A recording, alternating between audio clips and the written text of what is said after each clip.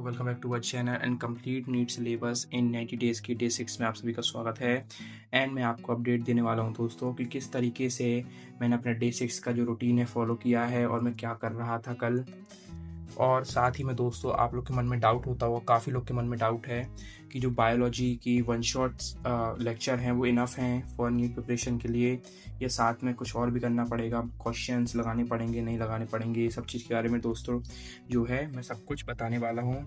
जैसे आप देख सकते हैं दोस्तों, डे 6 का टास्क था जो मेरा चार्ट है, तो थर्मोडायनेमिक्स का लेक्चर किया है। एक दोस्त ने बताया था, मतलब कमेंट में आप लोग भी देख सकते हैं, कमेंट में वीडियोस में हैं, तो उन्होंने बताया था कि वन शॉट से लेक्चर कर लो एंड साथ ही साथ आप अगर जो पीडीएफ के क्वेश्चंस है उसको कर लेंगे तो आपका जो बैकलॉग है फिजिकल केमिस्ट्री का वो जल्दी खत्म हो जाएगा। तो दोस्तों उन्हीं के उस पर मैं थोड़ा एक लेक्चर अटेंड कर रहा हूँ थर्मोडायनेमिक्स का, और मैं सुधांशु सर का लेक्चर अटेंड कर रहा हूँ, अमित महाजन सर का नहीं कर रहा हूँ। रीज़न है, अमित महाजन सर ने थर्मोडायनेमिक्स एंड थर्मोकेमिस्ट्री एक लेक्चर पे 7 घंटे पढ़ा दिया है। बट मैं जब सोच रहा था कि टाइम है मेरे पास और मेरे को डिटेल में पढ़ना है, तो क्यों ना मैं सुधांशु सर के लेक्चर तरफ जाऊँ, थोड़ा बड़ा रहेगा, क्वेश्चन ज़्यादा रहेंगे।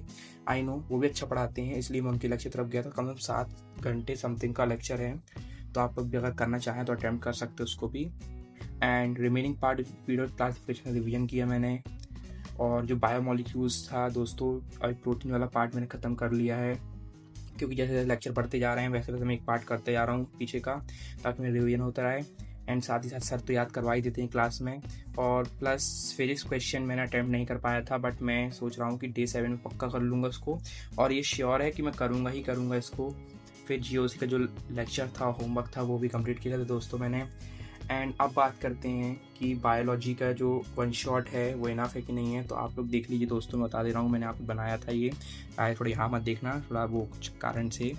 जैसे देख सकते हैं बायोलॉजी की वन शॉट है, तो अगर देखो दोस्तों, आप लोग के अगर बेसिक्स क्लियर है, पहले से आप 11th में 12th में पढ़े हुए हैं, थोड़ा बहुत कुछ भूल चुके हैं, तो आप वन शॉट की तरफ जा सकते हैं अगर बेसिक्स क्लियर हैं तो ही। अदरवाइज अगर बेसिक क्लियर नहीं है आपके, तो मैं आपको साफ मना करूँगा कि आप वन शॉट की तरफ जाइए।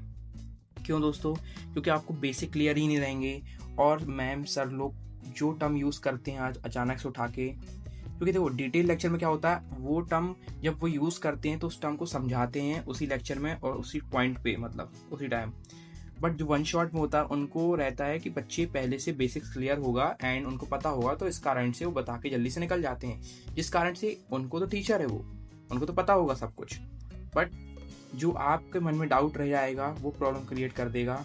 इसलिए मैं बोलूँगा अगर बेसिक्स क्लियर हैं आपके तो वन शॉट की तरफ जाइए, एंड अदरवाइज अगर बेसिक क्लियर नहीं है तो आप डिटेल लेक्चर की तरफ जाइए। सिंपल बात है दोस्तों, टाइम ज़्यादा लगेगा मान रहा हूँ, बट आपका एक बार बेसिक क्लियर हो गया तो फिर आपको जो नेक्स्ट टाइम है वो बहुत कम लगेगा, मैं सच बता रहा हूँ। तो मैं आपको यही प्रेफर करूँगा कि जैसे मैं वन शॉट से लेक्चर कर लेता हूँ, मेरे को ज़रूरत नहीं है, क्योंकि मेरी ऑलरेडी बायोलॉजी क्लियर है एंड मैं अपना जो बायोलॉजी के नोट्स उठाता हूँ और करने लगता हूँ। बट जो मैंने आपको फर्स्ट डे के वीडियो में बताया था कि मेरे वो चैप्टर नहीं है, जैसे कि मैंने आपको बताया था, तो दोस्तों वो लेक्चर से मैं वन शॉट से कर रहा हूँ, और वन शॉट से भी नहीं कर रहा हूँ मैंने। जो बायोमोलिक्यूल्स के आप लेक्चर देख लेना, वो 3rd 2nd मतलब ऋषभ सर के पूरे डिटेल लेक्चर देख रहा हूँ। 13 लेक्चर है समथिंग बायोमोलिक्यूल्स में, या 9 लेक्चर था कुछ समथिंग है, वो कर रहा हूँ। तो मैं सब आपको इतना ही बता रहा हूँ कि मैंने भी वन शॉट को फॉलो नहीं किया है, मैं तो डिटेल लेक्चर की तरफ ही जा रहा हूँ। जहाँ मेरे को लगता है कि हाँ ये चैप्टर थोड़ा वेटेज कम है एंड ईजी है और मेरे थोड़े बेसिक्स क्लियर हैं, तो वहाँ पर मैं जाता हूँ।